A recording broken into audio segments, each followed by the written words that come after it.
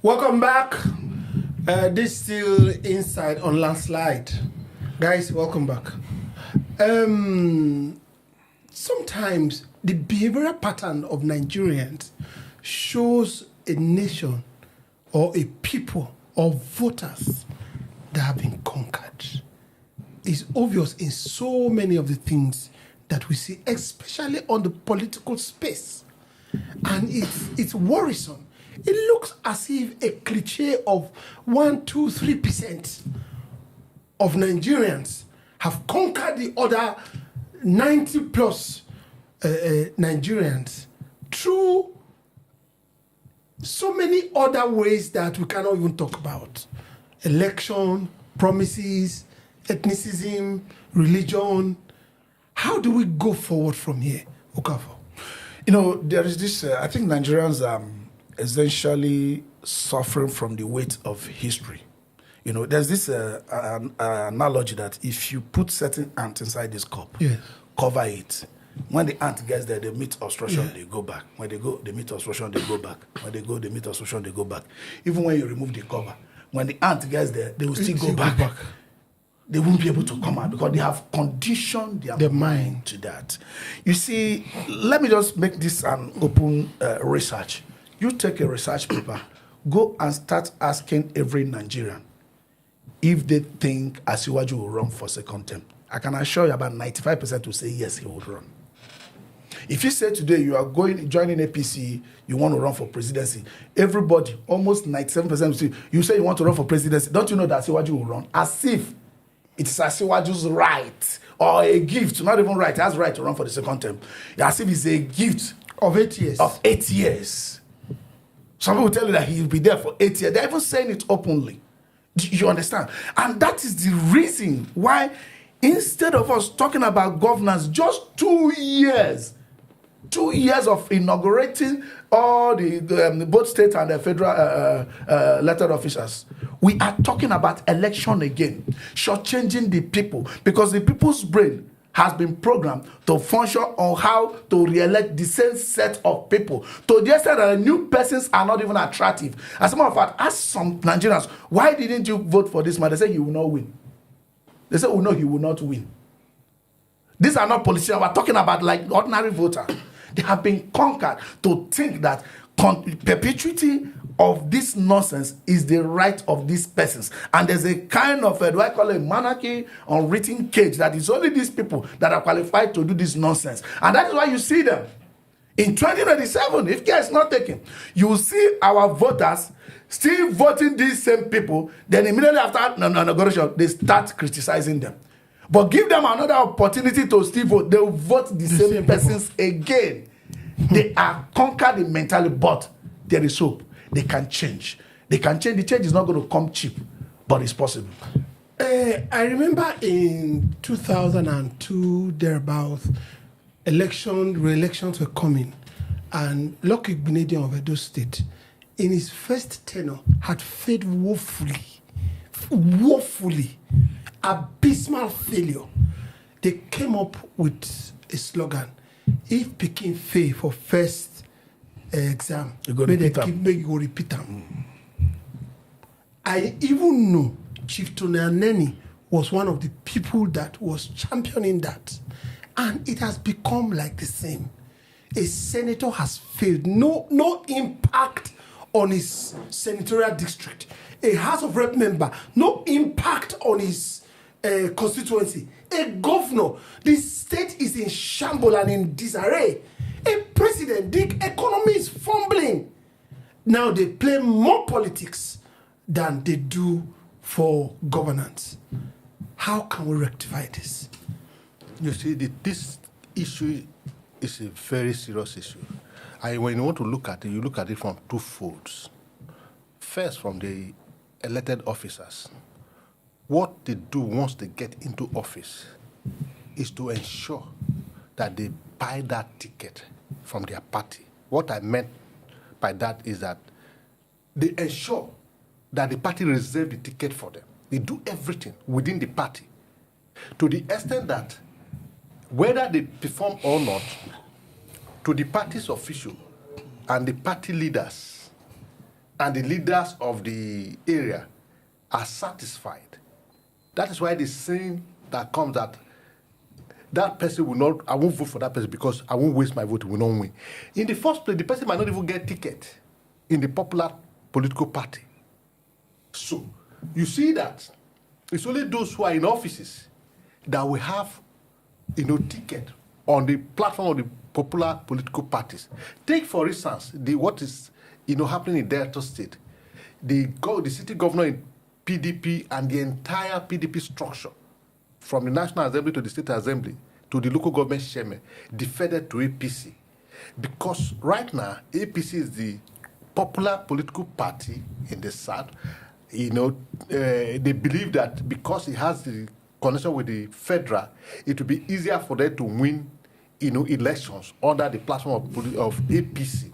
So, and this has, if you see, the trouble has caused in that. Those who were in APC before now, they are now in jeopardy. Because this person that moved in, they are in office. They are sitting tight. And maybe one of the negotiations they had, because I'm not there, let me not quote what I don't know, is that when you come in, the ticket is for you because you are a sitting officer, either as a governor or as a member of House of Assembly or as a member of House of Representative. So this is the issue. Now, on the second fold of it is the masses, the voters.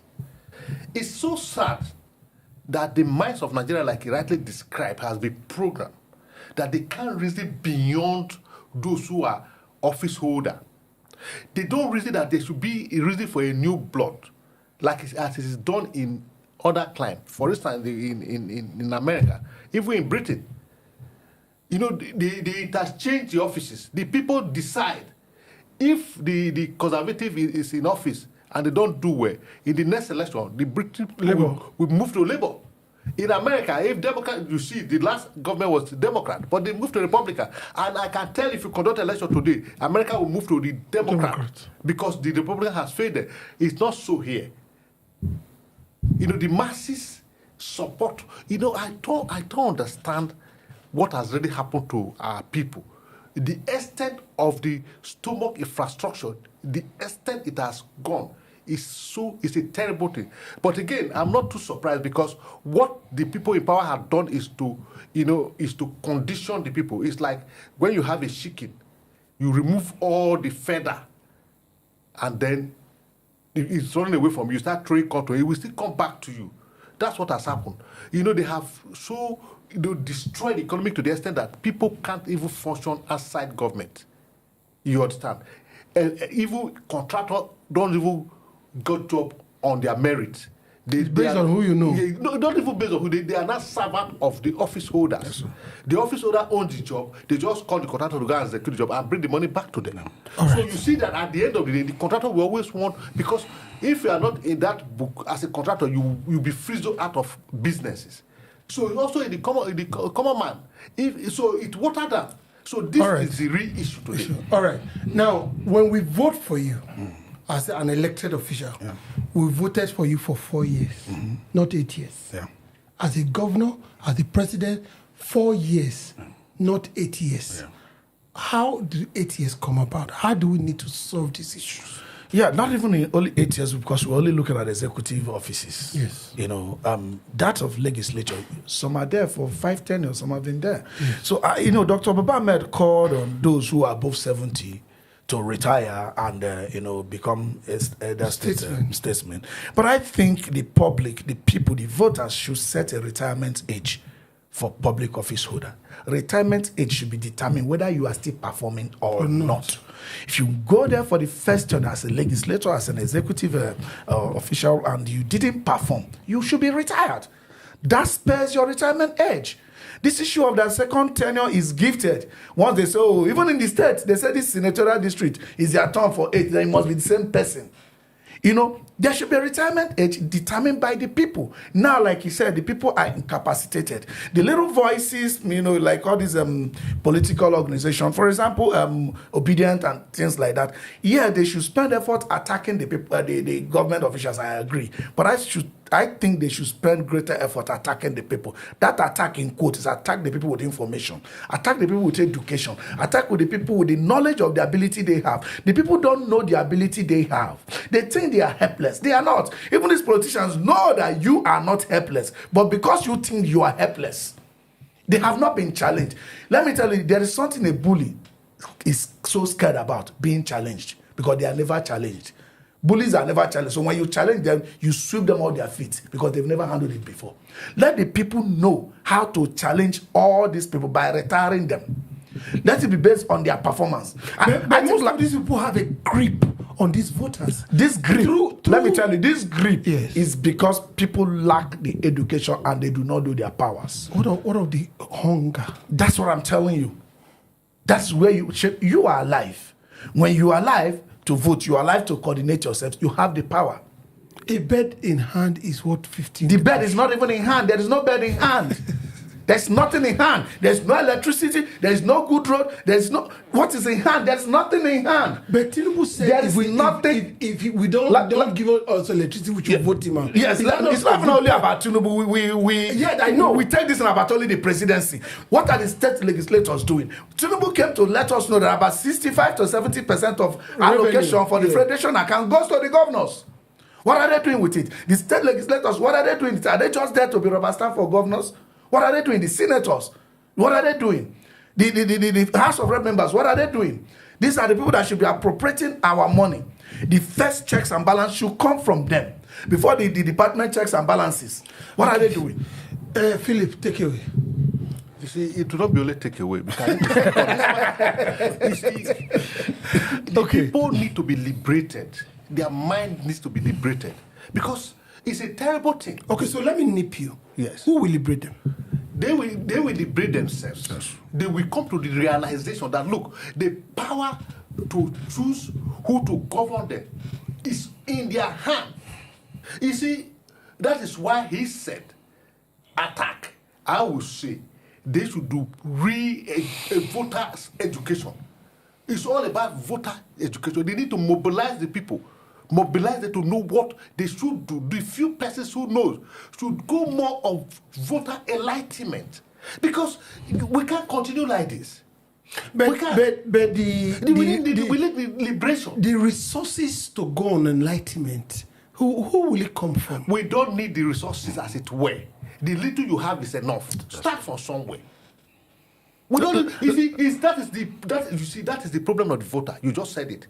Do you have money to contest election? If you said you want to come to House of Rep, they say, where is the money you have? How much do you have in your purse? It's even the voters that will query you. That's the liberation we need to liberate. It's the voters that will tell you. It's not money. That's why the people will go there, because you have mortgage your right. When they go there, they don't look at your face. So the next thing they do, because they've invested so much in their first tenure, they couldn't recoup what they invested. They need to ensure they get the second ticket to recoup what they have invested. So when they can't get used to it, like say, honey, they kept investing and kept yielding profit for themselves.